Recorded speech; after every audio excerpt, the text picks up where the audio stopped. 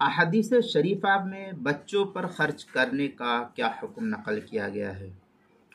چنانچہ احادیث شریفہ میں بھی بکثرت بچوں پر خرچ کرنے کا حکم دیا گیا ہے، اور اس پر اجر و ثواب کی بشارتیں بھی اللہ کے رسول صلی اللہ علیہ وسلم کی طرف سے دی گئی ہے۔ چنانچہ حضرت ابو ہریرہ رضی اللہ تعالیٰ عنہ فرماتے ہیں کہ ایک مرتبہ نبی اکرم صلی اللہ علیہ وسلم نے صدقے کی ترغیب دی، تو مجلس میں سے ایک صاحب نے کھڑے ہو کر کے عرض کیا کہ میرے پاس صرف ایک اشرفی ہے۔ آپ صلی اللہ علیہ وسلم نے فرمایا کہ اس کو اپنے اوپر ہی خرچ کرو۔ انہوں نے عرض کیا کہ اگر میرے پاس اور مزید ہو تو پھر؟ تو اس پر آپ صلی اللہ علیہ وسلم نے ارشاد فرمایا کہ اپنے بچوں پر صدقہ کرو۔ انہوں نے عرض کیا کہ میرے پاس ایک اشرفی اور ہے، تو آپ صلی اللہ علیہ وسلم نے فرمایا کہ اسے اپنی بیوی پر صدقہ کرو۔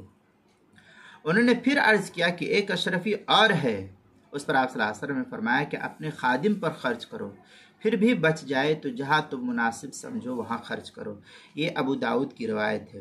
اب اس حدیث کے اندر دیکھ لیجئے کہ اپنی ذات کے بعد سب سے زیادہ اہمیت اللہ کے رسول نے کس کو دی ہے؟ بچوں کو، پھر اس کے بعد بیوی کو، پھر خادم کو، پھر اس کے بعد کہا کہ تمہیں جہاں مناسب ہو وہاں خرچ کرو۔ لہذا ہم اپنے بچوں پر خرچ کرنے کے لیے کمی کوتاہی نہ کریں، حسب وسعت انسان کو اپنی اولاد پر خرچ کرنا چاہیے۔ چنانچہ اس مسئلے کو مستفاد کیا ہے فتاوی شامی کا جو حاشیہ ہے، جو شیخ عبد الموجود کا چھپا ہوا نسخہ ہے، اس کی 5ویں جلد صفحہ 340، کتاب المسائل 5ویں جلد صفحہ 477 پر اس کو نقل کیا گیا ہے۔